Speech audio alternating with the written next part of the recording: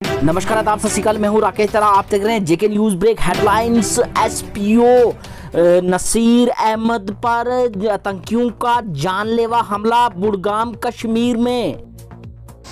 हमारी CRPF, police, army लगातार encounter करके 5 मिलिटेंटों को किया ढेर, जिसमें 14 साल का युवा भी एक शामिल।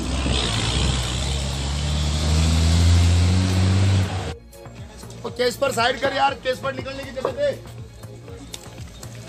आगे के सारे आगे सब।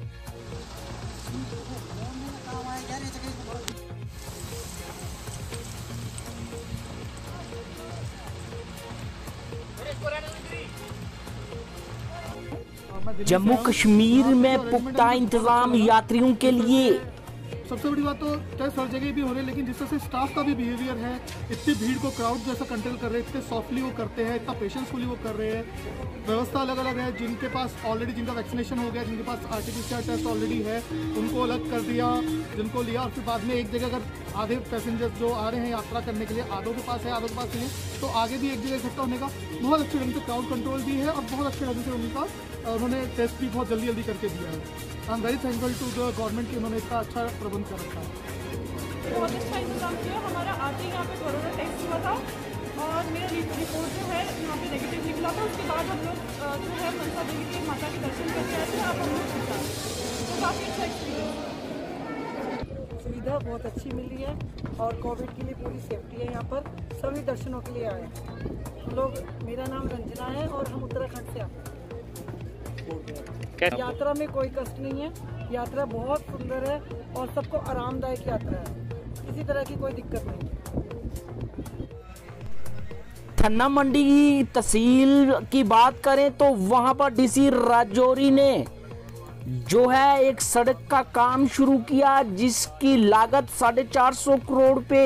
ये प्रोजेक्ट जो है, मीडिया से बात करते हुए उन्होंने कहा कि 2.5 साल में हम करेंगे इसको कंप्लीट और लोगों को जो है इसकी सुविधा प्राप्त होगी 2.5 साल के अंदर।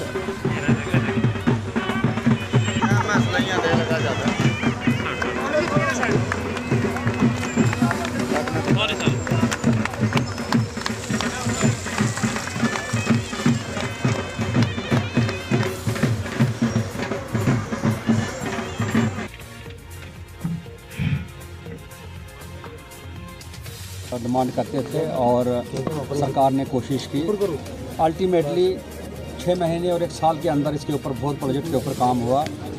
ख़ुसूसन ये 3 महीने के अंदर हमने डे नाइट इस पर काम किया, पब्लिक से मिले और पब्लिक ने पूरा इस पर सपोर्ट किया। आज पब्लिक के कोऑपरेशन से ही ये प्रोजेक्ट जो है इसका लॉन्च यहाँ से शुरू हुआ है। 450 करोड़ के करीब ये प्रोजेक्ट है और इसको पूरा रोड टर्न की बेसिस के ऊपर तैयार करना है। जो कॉन्ट्रैक्टर इसको अर्थ वर्क करेगा वही इसको बीटीबी करेंगे और इसको बना के देंगे।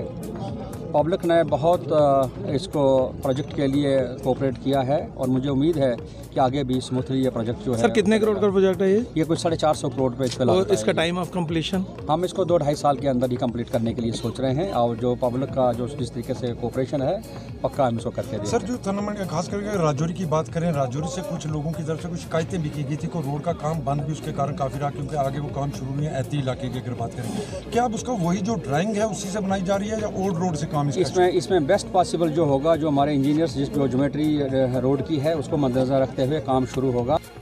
पैंथर पार्टी के बैनर के नीचे आज एक्समैन पेंशनरों ने किया प्रदर्शन। उन्होंने कहा कि पेंशन से कटौती हो रही है, उस कटौती को करे बंद सरकार।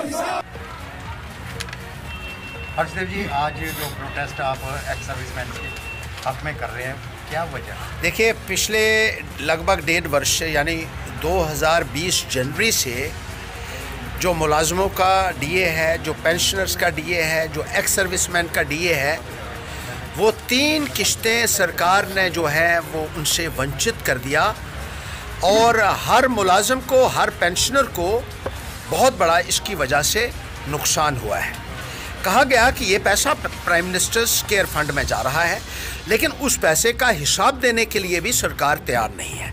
अरबों रुपया लोगों से इकट्ठा किया गया है, ख़ास तौर पर एक्स सर्विसमैन जो सारी उम्र अपनी नौकरी बाहर करता है, अपने परिवार से दूर रहकर करता है, और जब वो पेंशन घर आ जाता है तो वो सोचता है अब मैं अपने बुढ़ापे के दिन अपने परिवार के साथ काट सकता हूं, और जो उसकी पेंशन है उसका उसने एक बजट बनाया हुआ होता है और वही उसके जो है वो दारोमदार उसके ऊपर होता है।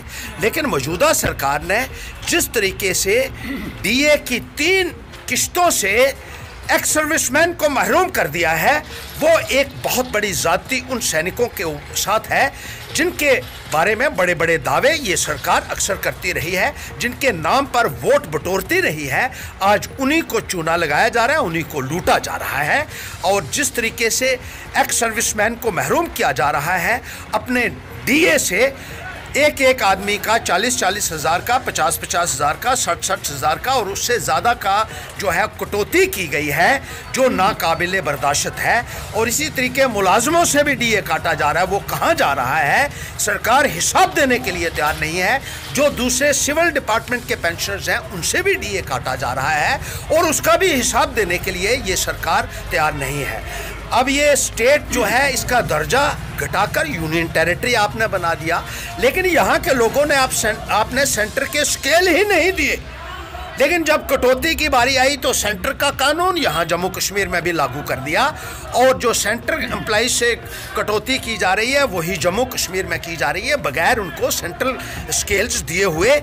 ये एक बहुत बड़ा धोखा है यहाँ के लोगों के साथ, और इसका जवाब इस सरकार को देना होगा, इसका हिसाब देना होगा।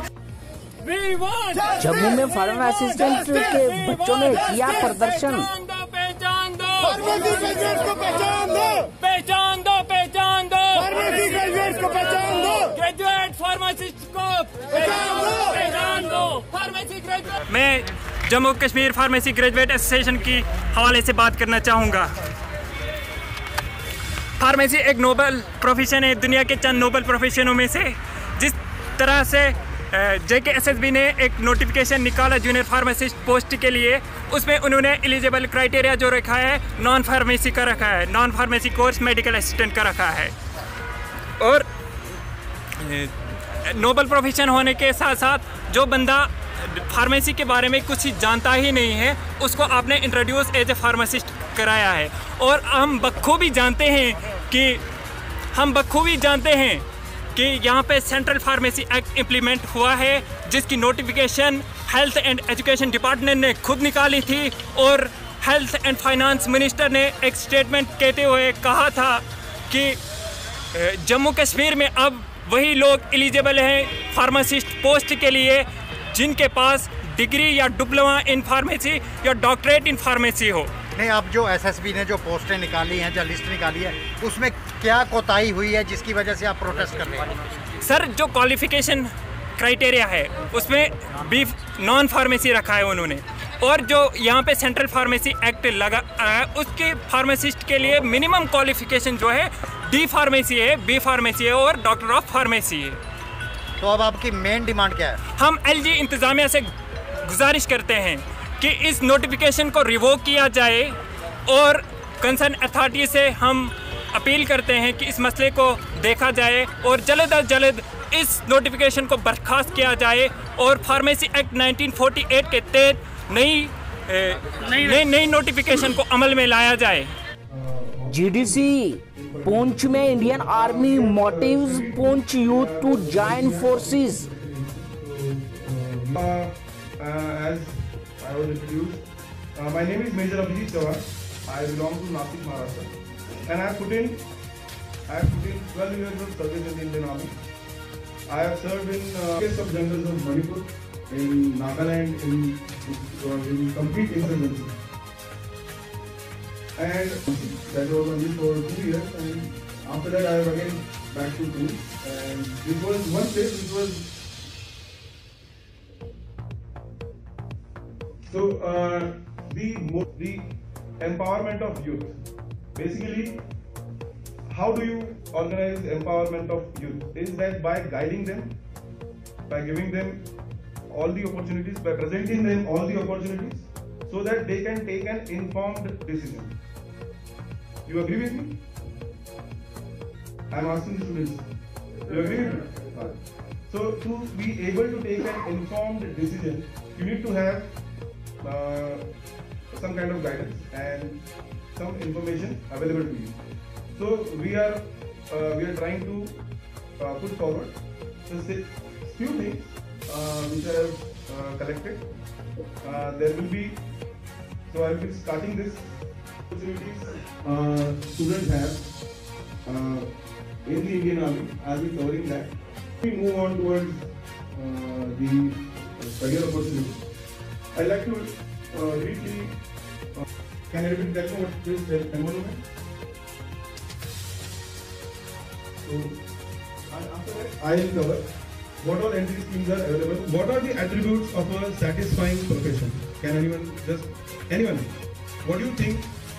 Just name out few. कुछ भी बता दो मुझे। आप किसी जॉब में हो, जॉब में अगर आप खुश हो तो आप क्यों खुश हो? आपको क्या चाहिए उस जॉब में? आपकी सैलरी अच्छी हो, 1 पॉइंट नेक्स्ट।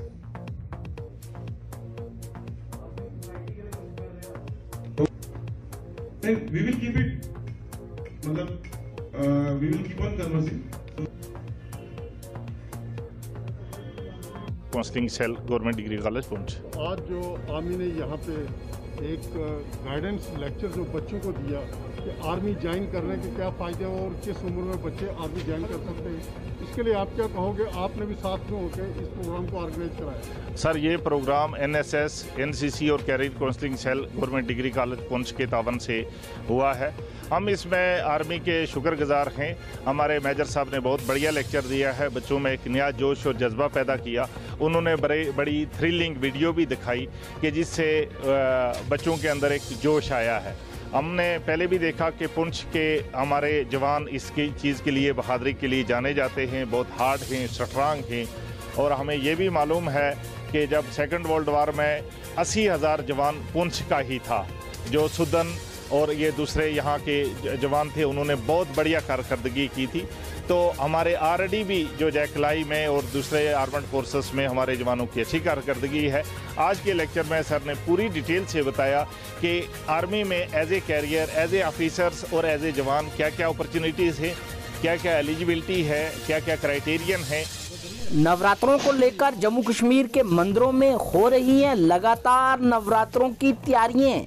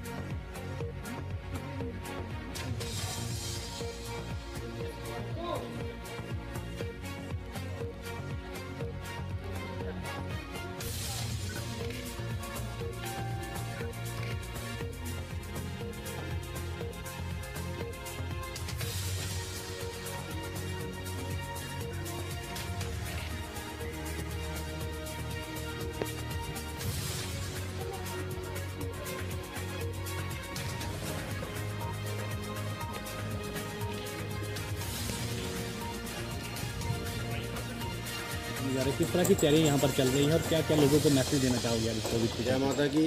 मंगलम भगवान विष्णु, मंगलम गरुड़ध्वजा, मंगलम पुंडरीकाक्षाय, सर्वमंगलाय तनोहरि। वासंती नवरात्र जो है 13 तारीख मंगलवार से प्रारंभ हो रहे हैं। ये आपके लिए कल्याणकारी हो। नया संवत्सर जो है वो प्रारंभ हो रहा है, नया वर्ष जो है प्रारंभ हो रहा है। नया वर्ष आपके लिए मंगलकारी हो। जैसा आप ये जानते हैं कि माता के दरबार में आप भक्तों के लिए आने की अनुमति है और ये समय जो है आपके लिए सुबह 6 बजे से लेकर शाम के 8 बजे तक रहेगा। दिन में 1 से 2 बजे तक की ब्रेक रहेगी। सभी श्रद्धालु भक्तगण जो है वो सोशल डिस्टेंस बनाकर आएँ, प्रिकॉशन लेकर आएँ और अपने आप को सेफ्टी रखते हुए यहाँ माता के दरबार में मत्था टेकें और माता का आशीर्वाद प्राप्त करें। और माता से ये निवेदन करें कि हमें रिविटा जी द्वारा जो है हर प्रकार की व्यवस्था की गई है और जो यहाँ के सैनिटाइज़र है, जहाँ और प्रकार की जो व्यवस्था है, जहाँ रंग रोगन, जहाँ माता का जो दरबार सजाया जाता है, ये हर प्रकार की व्यवस्था उनके द्वारा की गई है। तो भक्तों से यही निवेदन है कि आइए, श्रद्धापूर्वक विश्वास से आइए और माता का आशीर्वाद प्राप्त करिए, सोशल डिस्टेंस बनाकर आइए, सेफ्टी से आइए। जय माता।